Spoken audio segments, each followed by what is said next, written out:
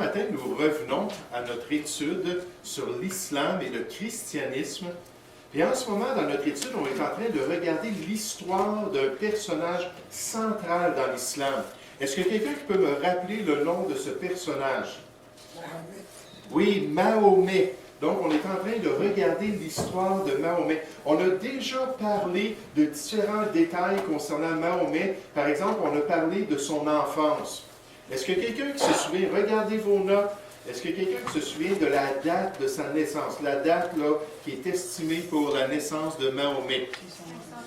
570. Oui, donc au 6e siècle, il est né à la Mecque. Est-ce que quelqu'un qui se rappelle ce qui s'est produit avec sa famille? Pardon? Son mort était adopté. Oui, c'est ça. Donc, son père est décédé avant sa naissance. Sa mère est décédée aussi quand il avait 6 ans. Son oncle, pas son oncle, son grand-père, qui était son gardien depuis sa naissance, est décédé lorsqu'il avait 8 ans. Puis ensuite, un oncle l'a pris sous sa charge. Comment s'appelait-il? Abu Talib. Qu'est-ce qu'il faisait, lui, Abu Talib? Oui, c'était un commerçant. Il partait avec des caravanes, puis il faisait du commerce. Ensuite, on a regardé Mahomet, sa carrière. Disons, on pourrait dire sa carrière principale. Lorsqu'il s'est décidé, vous savez, c'est comme des jeunes, des fois, qui vont faire des études, puis ils vont commencer dans un domaine, puis après un certain temps, ils vont changer de domaine. C'est bien, c'est mieux qu'ils changent de domaine dans le parcours que de commencer un métier, puis de ne pas aimer ce métier-là, puis de ne pas bien faire leur métier. Mais lui, il a fait différentes choses, puis finalement, il est devenu quoi? Caravanier. Donc, il était en charge de caravane, puis il dirigeait ces voyages-là avec des marchands. Puis il a rencontré une personne très importante pendant qu'il travaillait comme caravanier. Comment s'appelait-elle? Khadija, qui est devenue son épouse. Ce matin, j'aimerais qu'on puisse parler de l'appel de Mahomet en tant que prophète. L'appel de Mahomet en tant que le messager de l'islam. Puis grâce à Khadija, cette riche veuve-là, Mahomet a pu cesser de travailler. Puis il a pu commencer à se concentrer sur le seul vrai Dieu, celui qu'il considérait digne de son adoration.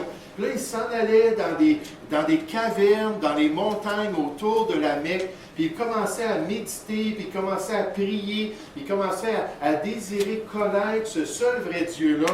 Dans le Shahada, c'est la confession de foi islamique, on nous dit, il n'y a qu'un seul Dieu, Allah, et Mahomet est son prophète. Des 360 idoles qu'il avait côtoyées toute sa vie dans sa ville natale de la Mecque, finalement, Mahomet a choisi une de ces idoles. Vous vous rappelez, je vous avais parlé qu'il y avait une idole qui était comme la favorite. Il y avait toutes sortes d'adorations, mais il y en avait une que les gens favorisaient la plupart du temps lorsqu'ils venaient. Et c'était vraiment, la Mecque était sur une route de voyage, puis de commerce, puis les gens venaient, puis ils allaient voir cette idole-là. Cette idole-là, c'était l'idole, la divinité de la lune. C'était le dieu de la lune. Et finalement, Mahomet a choisi cette idole-là pour pouvoir l'adorer, pour pouvoir vraiment là, lui rendre un culte, pour pouvoir la suivre. Puis il l'a appelé Allah. Dans la langue arabe, Allah, ça veut dire le Dieu, le vrai Dieu. Puis il a dit, c'est lui qui va être mon Dieu. Et peut-être vous avez vu le symbole qui caractérise le Dieu de la Lune, le premier croissant du cycle lunaire. Et c'est pour ça qu'au-dessus des mosquées, on voit toujours un genre de petite lune, une partie de lune, parce que c'est le premier croissant du cycle lunaire. Puis les musulmans, les arabes, comme les juifs et plusieurs autres dans l'Antiquité, avaient un calendrier lunaire. Ils se basaient sur la lune pour déterminer leur saison. Puis nécessairement, ça ne fonctionnait pas bien. Il fallait qu'ils fassent des ajustements à travers l'année, qu'ils rajoutent un mois à chaque 3 ans, parce que le cycle lunaire n'est pas tout à fait parfait quand on les met avec les saisons. Puis ils débutaient chaque mois par le premier croissant de la lune. Puis étant donné que Mahomet a choisi le Dieu de la lune pour l'appeler son Dieu, le Dieu de Mahomet, Et il a choisi ce symbole-là, puis les gens continuent aujourd'hui à l'utiliser. On voit l'organisation de la conférence islamique, 57 pays musulmans qui font partie de cela, puis de cette organisation, puis on voit le premier croissant de la lune. Pourquoi? Parce que ça représente Allah. Ça représente le Dieu des musulmans. Sur le drapeau de la Turquie, encore une fois, on voit ce symbole-là de Allah, le Dieu de la lune. Sur le drapeau du Pakistan, encore une fois. Pourquoi? Parce que ça représente leur Dieu. Ça représente la vénération qu'ils rendent au Dieu de la lune. Le symbole du croissant de la lune, que les Turcs d'avant l'islam vénéraient aussi, est placé sur le dessus de toute mosquée et sur plusieurs drapeaux de pays islamiques. L'islam adaptant le calendrier lunaire, débutant leur mois avec l'apparition du premier croissant de la nouvelle lune. Et les Arabes de l'Antiquité croyaient que ce Dieu de la lune-là avait envoyé un symbole sur la terre, qu'il avait envoyé une partie de la lune, qui avait pris une partie de la lune, puis il l'avait envoyé sur la terre. En fait, les Arabes ont trouvé probablement un météorite dans le désert. Puis là, ils ont vu ce météorite-là, puis ont dit, ça nous vient du Dieu de la lune. Puis là, ils ont pris ce météorite-là, puis j'en ai quelques images, puis ils l'ont mis dans une bâtisse qu'ils appellent le Kaaba. Puis là, on voit que c'est un petit peu vitré, parce que lorsque quelque chose est très chaud, puis tombe dans du sable, comme l'éclair, lorsque l'éclair frappe la terre, puis frappe du sable, on peut voir le trajet de l'éclair à travers le sable, puis ça fait comme de la vitre. Cette pierre-là, lorsqu'elle a frappé le désert, elle est devenue vitrée. C'est cette pierre-là qu'ils ont mis dans la Kaaba. Dans la Mecque, dans la ville de la Mecque, dans leur mosquée principale, il y a cette bâtisse-là. Puis dedans cette bâtisse-là, il y a un trou. Puis les musulmans font le tour de la bâtisse, la Kaaba, puis ils arrivent au trou, puis ils regardent la pierre que Allah a envoyée sur la terre. C'est pour ça, lorsqu'ils font leur pèlerinage annuel au mois de décembre, on va parler des piliers, des pratiques de l'islam. Puis un des piliers, c'est le pèlerinage. C'est d'aller faire ce voyage-là à la Mecque pour pouvoir rendre honneur à Allah parce qu'il a donné, si on pourrait dire, un cadeau à la race humaine en envoyant cette pierre sur la terre.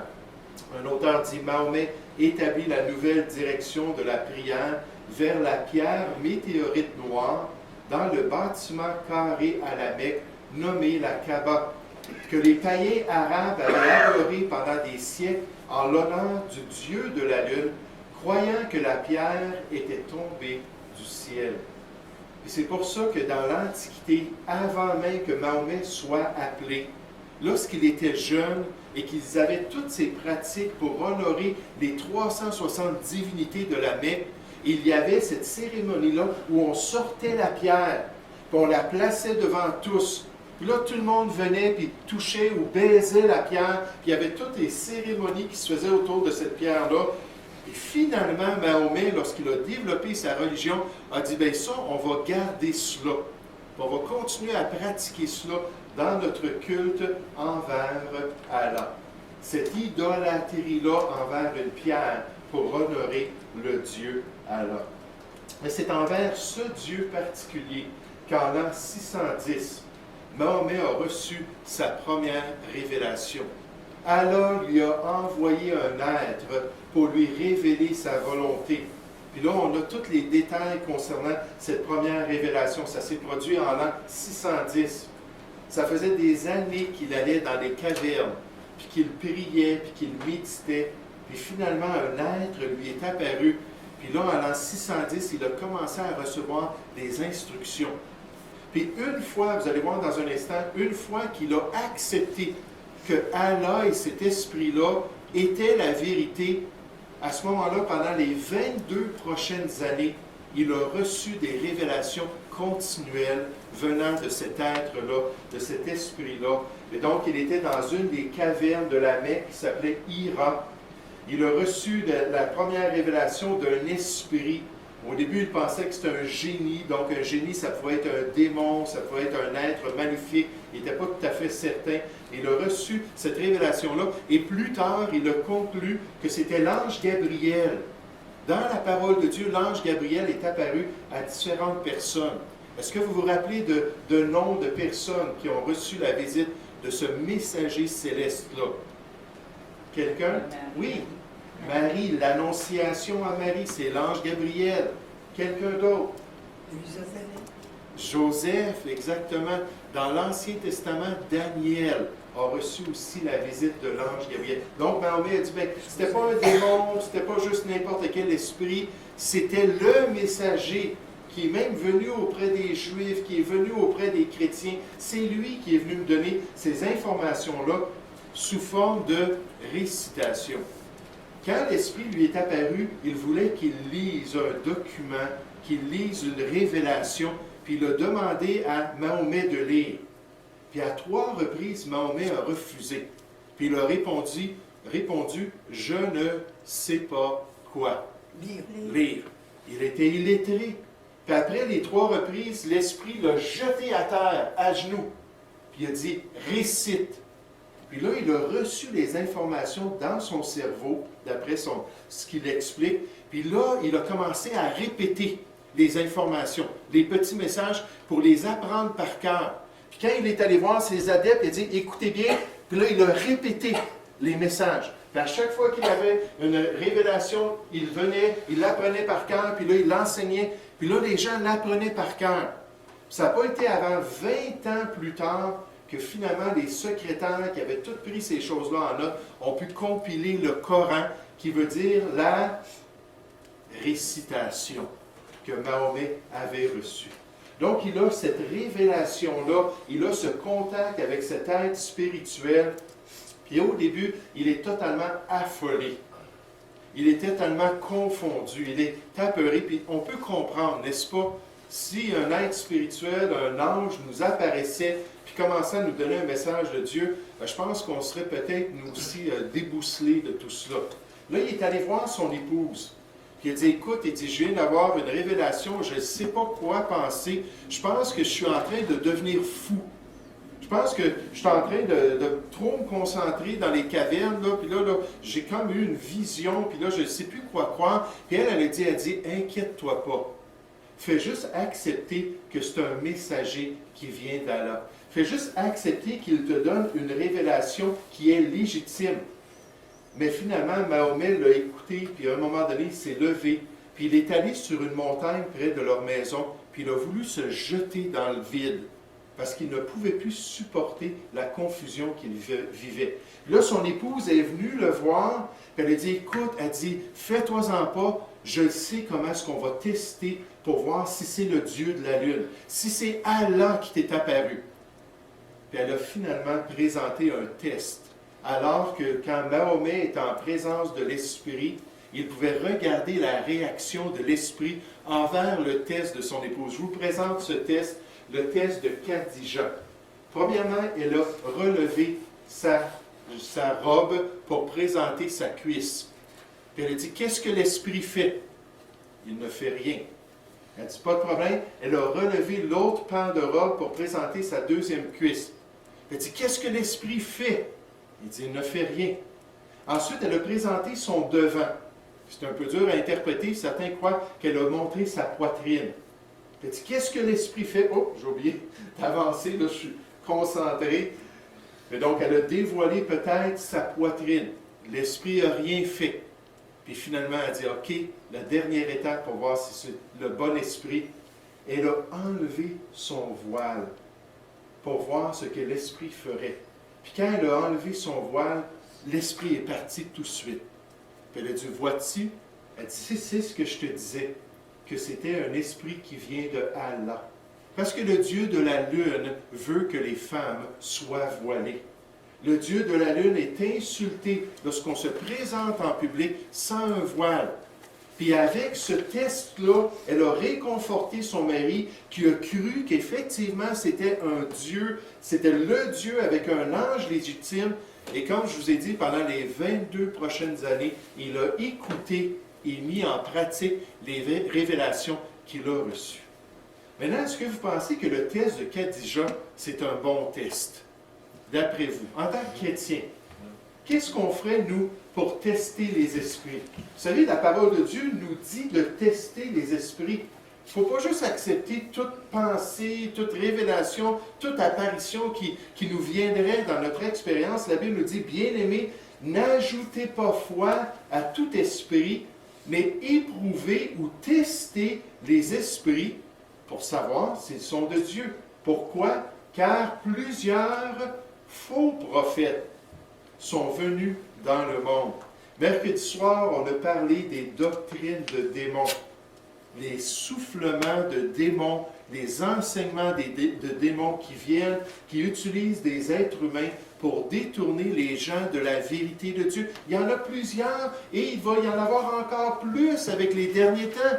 La Bible nous dit dans 2 Thessaloniciens, chapitre 2, il va y avoir des signes, des prodiges et des miracles mensongers dans les derniers temps. Oh, les gens vont en expérimenter des choses. Ils vont en vivre des visions et des expériences personnelles. Et on nous dit, reconnaissez à ceci l'Esprit de Dieu. Comment est-ce qu'on teste? Tout esprit qui confesse Jésus-Christ venu en chair est de Dieu. En d'autres mots, on doit prendre la parole de Dieu, on doit prendre la doctrine biblique pour tester les esprits. La Bible nous dit qu'on doit examiner les Écritures pour voir si ce qu'on nous dit est exact. Que ce soit un être humain qui nous enseigne quelque chose, que ce soit une revue qui nous enseigne quelque chose, que ce soit un être céleste qui nous enseigne quelque chose, la Bible nous dit toujours de revenir à la vérité révélée par Dieu. C'est ça le barème, c'est ça le gabarit. Et vous savez, c'est tellement triste quand des chrétiens expérimentent des choses personnellement. Ils vivent une expérience personnelle. Cette expérience-là est contraire à la parole de Dieu. Puis là, ensuite, on essaie de leur montrer par les Écritures que le Seigneur désire telle et telle chose dans leur vie. Mais ils ont expérimenté quelque chose. Certainement que ça doit venir de Dieu. Dieu ne peut pas se contredire. Dans Galates, chapitre 1, on nous parle des églises de la Galatie. Ces églises-là avaient entendu l'Évangile. Ce sont des gens qui ont accepté le Seigneur Jésus. Et Paul leur dit à partir du verset 6 qu'ils se sont détournés promptement de la vérité de Dieu, du salut en Jésus-Christ, de la simplicité, du don gratuit de Dieu. Puis là, il leur parle de ces gens-là qui étaient rentrés au milieu d'eux, qui avaient altéré l'Évangile, qui avaient trafiqué le message de Dieu, qui essayaient de les mettre sous la loi juive pour être sauvés. Puis là, tout à travers l'Épître, il décrit la fausseté de ces idées-là.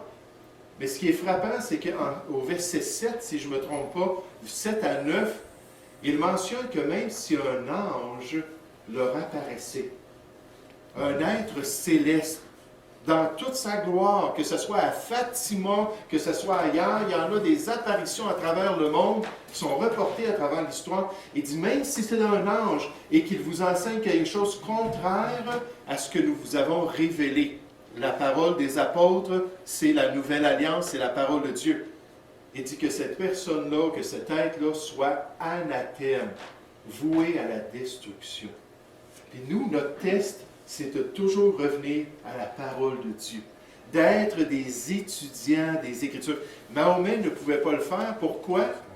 Il était illettré. Il fallait qu'il se base sur les autres, il fallait qu'il écoute les autres. Puis en fait, c'est vraiment frappant qu'il a écouté les autres.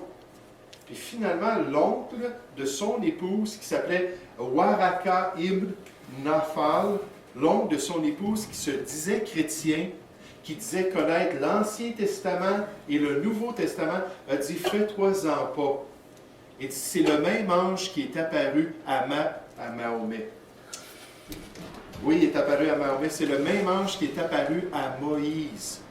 C'est lui qui est venu te donner ces informations. Puis d'après la tradition, il est décédé, cet oncle chrétien nestorien-là, est décédé la semaine ensuite.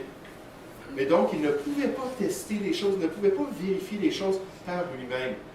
Mais avec cette révélation-là, puis avec cette confirmation-là, puis avec ce suivi de ces instructions-là, Mahomet a embarqué dans les 3 dernières phases de sa vie. Les 3 dernières phases qui ont duré 22 ans. Là, je vais vous donner de l'information qu'il faut retenir si vous êtes en mesure de répondre aux gens concernant l'islam. Si vous voulez être en mesure d'aider les gens à comprendre c'est quoi le monde musulman, c'est quoi leur philosophie. Puis je vais vous présenter premièrement un acronyme. Un acronyme RPM. Richard, peux-tu me dire RPM au niveau des voitures, ça veut dire quoi? Révolution par minute. Merci, exactement. Révolution par minute. On a ça, là, le petit cadran dans la voiture, quand on accélère, là, notre RPM monte, puis là, on va plus vite, n'est-ce pas? Mais ce RPM-là nous montre comment est-ce que Mahomet, avec cet appel-là, cette première révélation-là, que son ministère, puis finalement l'expansion de l'islam, a accéléré toujours plus. Ça a vraiment explosé alors qu'il a suivi ces 3 étapes-là dans sa vie. Puis il y a 2 acronymes que vous devez absolument retenir de cette série. Pour vous aider, moi ça m'aide, je pense toujours RPM en regardant mon petit cadran, l'islam, Mahomet, son histoire, les 3 divisions de son ministère. Puis quand on retient ça, on est en mesure de répondre aux gens, puis on ne peut pas comprendre l'islam si on ne comprend pas RPM. Le R, il a reçu la révélation. Il est devenu un chef religieux. Il s'est promené à travers la ville de la Mecque, puis il a essayé de faire des convertis de l'an 610, l'an de la révélation, jusqu'à son départ en l'an 622, pendant à peu près 12 ans. Certains parlent qu'il a fait environ 100 adeptes pendant ces 12 ans-là. D'autres commentaires parlent de 150, puis dans la tradition, il y a certains qui disent 170 adeptes pendant ces 12 ans-là. Disons que ça a été la période la moins fructueuse du ministère de Mahomet. Alors qu'il fait juste argumenter avec les gens, il menaçait un peu plus tard, là, vers l'an 622, là, il devenait vraiment là, contraignant envers les gens de la Mecque, puis il disait, vous en allez dans les flammes de l'enfer si vous ne me suivez pas, puis si vous ne rendez pas un culte monothéiste à Allah. Et finalement, ils ont dit, va-t'en. Une fois qu'Abou Talib, son oncle, est mort, puis son épouse Khadija est morte, la même année, ils ont dit, tiens, va-t'en d'ici. On verra ça, les détails, la semaine prochaine, de ce qui s'est produit. Mais pendant cette période de temps-là, environ 100 adeptes. Puis tout à travers les autres périodes, il est toujours resté un être, un dirigeant religieux. On divise cela parce que c'est des changements dans son ministère, mais il a toujours parlé au nom de Allah. Il a toujours voulu faire des choses pour honorer son Dieu. La deuxième partie, c'est son rôle au niveau de la politique. Et là, on va parler de ça quand il est allé dans la ville de Médine. Après s'être sauvé de la Mecque, il est allé dans la ville de Médine. Puis là, il a commencé à voir comment est-ce qu'il pouvait avoir un rôle politique, représenter les non-juifs.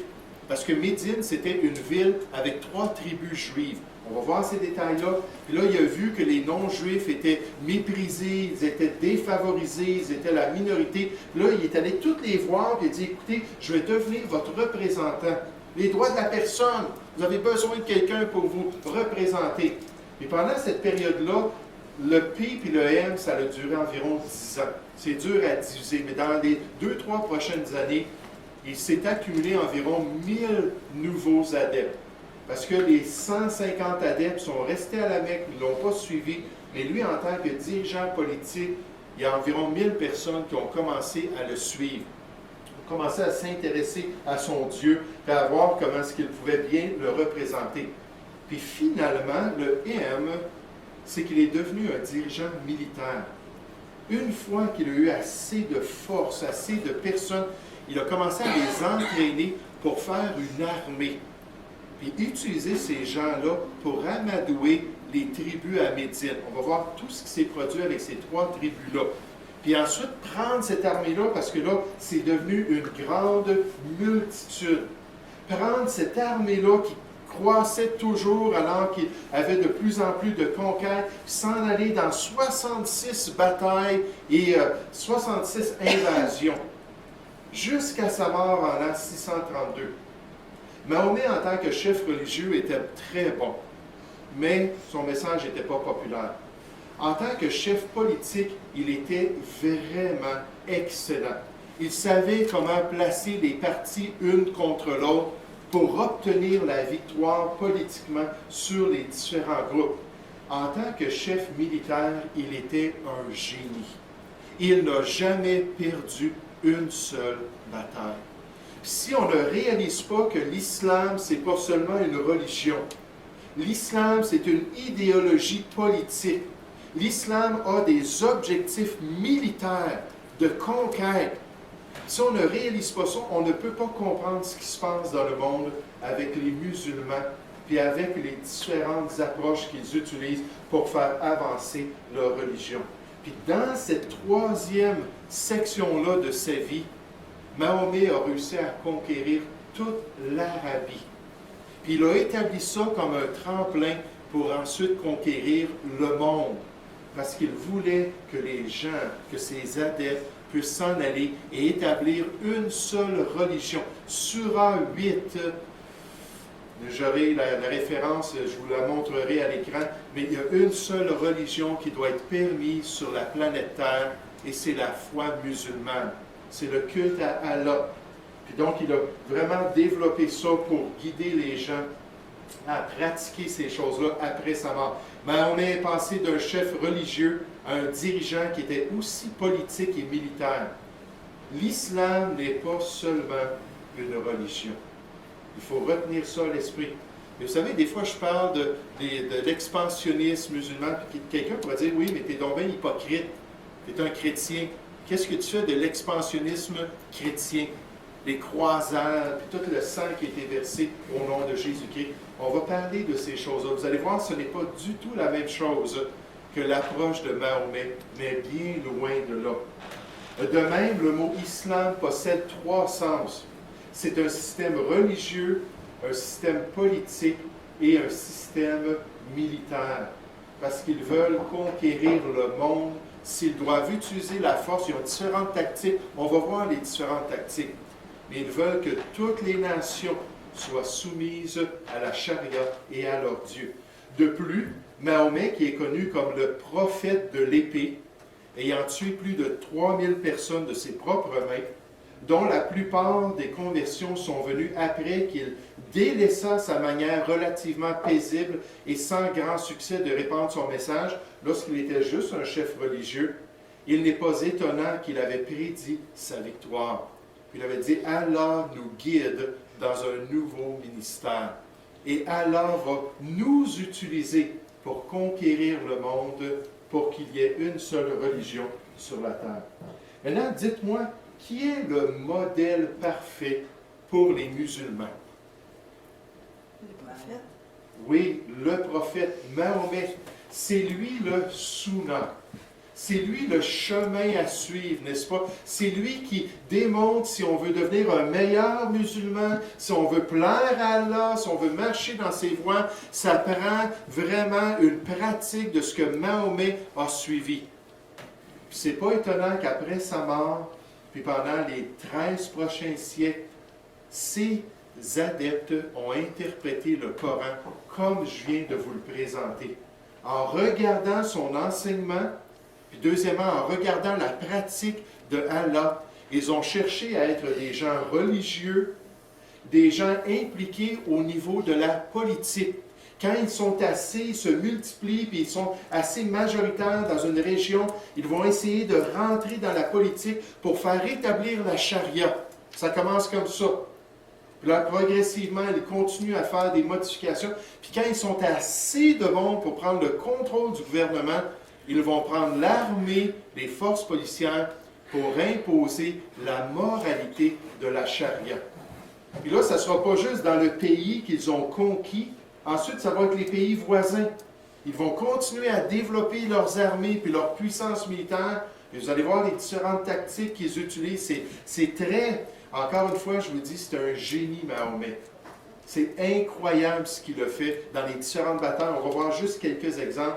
Il était un génie. Et là, eux, ils suivent cet exemple-là pour pouvoir faire l'expansionnisme, prendre les pays voisins, puis continuer, puis s'en aller dans un autre pays pour ultimement pouvoir conquérir tout le monde.